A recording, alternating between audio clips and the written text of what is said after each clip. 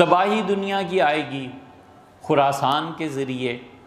خراسان تباہ ہوگا جب ہندوستان سندھ کو تباہ کر دے گا، سندھ تباہ ہوگا جب چین سے لوگ اٹھیں گے، اور چین تباہ ہو جائے گا 3 طریقوں پہ، یا تو وہاں ہلکی ہلکی بارش ہوگی جو انہیں تباہ کر دے گی، یا ریت کی ہوا چلے گی، یا وہاں پر بیوہ عورتوں کی کثرت ہو جائے گی، اور چین میں جو تباہی آئے گی وہ ان 3 اسباب میں سے کسی سے آئے گی۔ ابن کثیر نے ایسی چیزیں لکھی ہیں، اور اس نے آخر پہ پہنچ کے صاف انکار کر دیا، اس نے کہا کوئی چیز ان میں سے ثابت نہیں ہے، اب ملاتے چلے جاؤ اپنے پاس۔ اس لیے بھیا ہوش کرنا چاہیے۔ نبی کریم صلی اللہ علیہ وسلم نے پہلے غزوہ ہند کے متعلق فرما دیا تھا۔ اب یہ غزوہ ہند کو جو لوگ استعمال کر رہے ہیں نا، انہیں یہ بھی سوچ لینا چاہیے کہ تم اس کی تشریحات میں اس موجودہ ہندوستان کو لا رہے ہو، اس ہندوستان کو کیوں بھئی؟ خراسان کا ذکر رسول اللہ صلی اللہ علیہ وسلم نے فرمایا، یہ دوسرا اس کا جواب ہم پیش کر رہے ہیں۔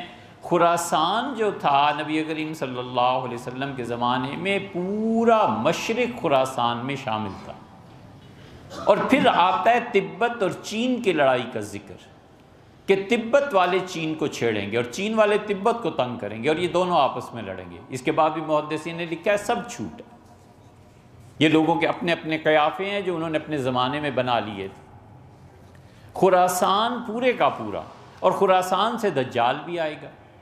خراسان اب تو صوبہ ایران کا یہ مراد تھوڑا ہی ہے، خراسان پورا مشرق مطلع تھا، اور لوگ کہتے تھے سورج جہاں سے طلوع ہوتا ہے یہ خراسان ہے۔ خراسان میں موجودہ افغانستان بھی تھا۔ ان سارے مذہبی دیوانوں سے پوچھے کہ افغانستان بنا کب تھا، انہیں اتنا بھی نہیں پتا کہ یہ خراسان کا حصہ تھا۔ 1747 میں تقسیم ہوئی تھی، اور اس تقسیم کے نتیجے میں افغانستان وجود میں آیا تھا، ورنہ کیا تھا؟ خراسان میں سارا ہندوستان یہ شامل تھا۔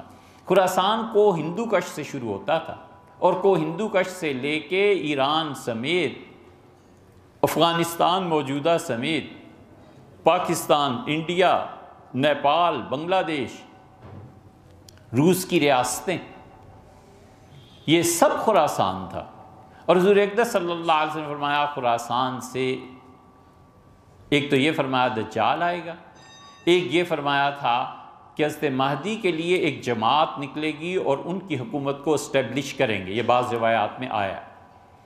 اور ایک جگہ یہ بھی آیا ہے کہ رسول اللہ صلی اللہ علیہ وسلم فرمایا سیاہ جھنڈے اٹھیں گے، اور جب وہ اٹھیں گے سیاہ جھنڈے خراسان سے نکلیں گے تو پھر بیت المقدس فتح کیے بغیر وہ نہیں رہیں گے۔ اب خراسان تقسیم ہو گیا۔ اب اصرار کرنا کہ خراسان تقسیم ہوا ہے اور اس میں یہ جو پاکستان ہے، پھر اس میں بھی اصرار کرنا کسی کی جو فوج ہے یہ جا کر اسرائیل کو فتح کریں گے، اور یہ وہ لوگ ہیں جو بخشے ہوئے ہیں سارے۔ سبحان اللہ، یہ احادیث کو غلط کرنا ہے یا نہیں ہے، جھوٹ بولنا ہے یا نہیں ہے؟ خراسان تقسیم ہو گیا، کتنے ممالک بن گئے، مالاکنڈ کا ذکر آتا ہے، اور اس چیز کو سب سے پہلے اتنا پھیلاؤ جس نے دیا ڈاکٹر اسرار صاحب تھے۔ ڈاکٹر صاحب کی نیت، ڈاکٹر صاحب کی نیکی، ان کا خلافت کا قیام، اس کے لیے ان کی دعائیں، ان کا اصرار بڑی قابل قدر چیز ہے، بڑی قابل قدر چیز ہے۔ ڈاکٹر صاحب گھر تشریف لاتے تھے، مہربانی فرماتے تھے، ان کی یاد اب بھی آتی ہے۔ ان کی کاوشیں اور کوششیں اپنی جگہ پہ، لیکن علمی طور پر یہ خطا ہو سکتی تھی ان سے۔ وہ ظاہر ہے کہ کچھ جیسے علماء، ویسے انہوں نے اس چیز کو بہت پھیلایا، اور ان کے پھیلاؤ سے پھر لیا ہے ان طاقتوں نے جو ہندوستان میں در اندازی کرنا چاہتے ہیں۔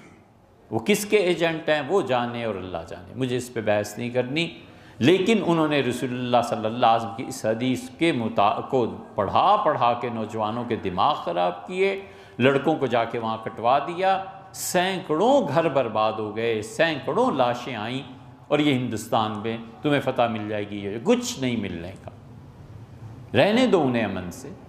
دنیا لڑائیوں کے قابل رہی ہے، اور ایٹم بم ضمانت ہیں سبحان اللہ بقا کی، تو روس نے اپنے آپ کو کیوں نہ بچا لیا؟ روس کو کیا ہو گیا تھا؟ ٹوٹ گیا کہ نہیں ٹوٹ گیا؟ اس لیے نبی کریم صلی اللہ علیہ وسلم نے خراسان کے متعلق، یہ بھی آیا ہے پھر خراسان سے فوجیں نکلیں گی۔ اب خراسان سے فوجیں کس ملک سے نکلیں گی، کہاں ہے خراسان، یہ سب چیزیں۔ اچھا پھر خراسان سے دجال نکلے گا تو دجال نہیں نکل آئے گا، پھر پاکستان سے اگر دجال چلا گیا تو پھر کیا ہوگا؟ اگر ساری پازیٹیو سائڈز پاکستانی کی فوج جائے گی، اسرائیل فتح کرے گی، تو پھر خراسان ہی کا حصہ تھا نا پاکستان، اسی بنیاد پر، تو اسی بنیاد پر آگے کو دجال بھی یہیں سے کوئی نکل آئے گا۔ کیا بے تکی بات ہے۔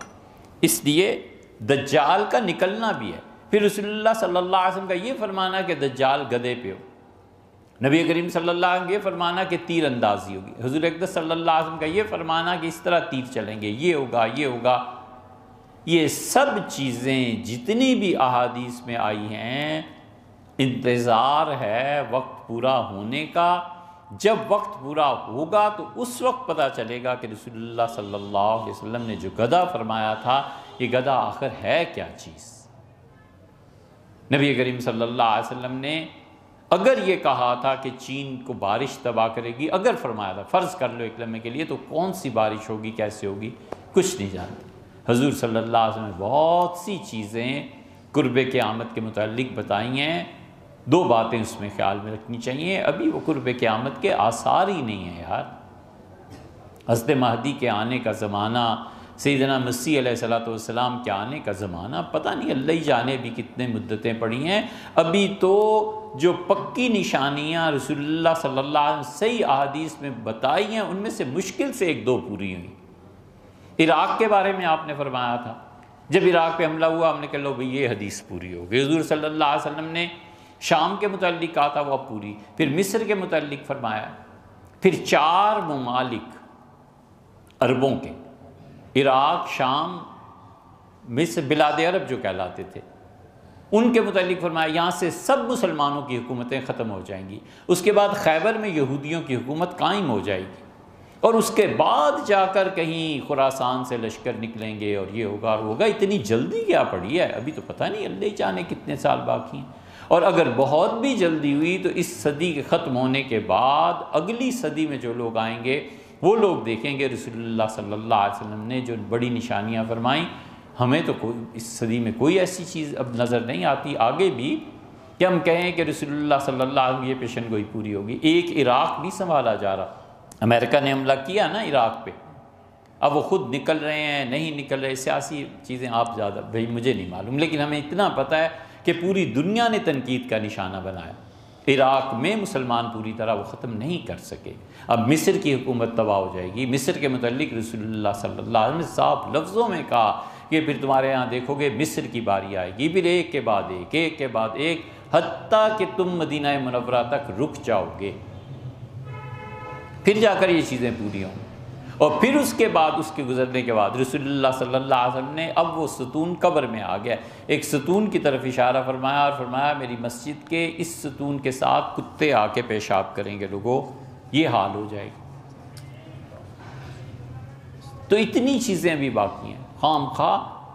اور دوسری چیز، ایک چیز یہ یاد رکھنی چاہیے کہ بہت وقت ہے ابھی ان علامات کے پورا ہونے میں، اور دوسرے رسول اللہ صلی اللہ علیہ وسلم نے جو کچھ فرمایا ہے نا، جب اصل حقائق سامنے آئیں گے تو پتہ چلے گا کہ آپ نے کس چیز کو کس رنگ میں ارشاد فرمایا۔ اور تیسرے، اس قسم کی روایات کو لے کے لوگوں کے ذہن خراب کرنا اور انہیں امیدیں دلانا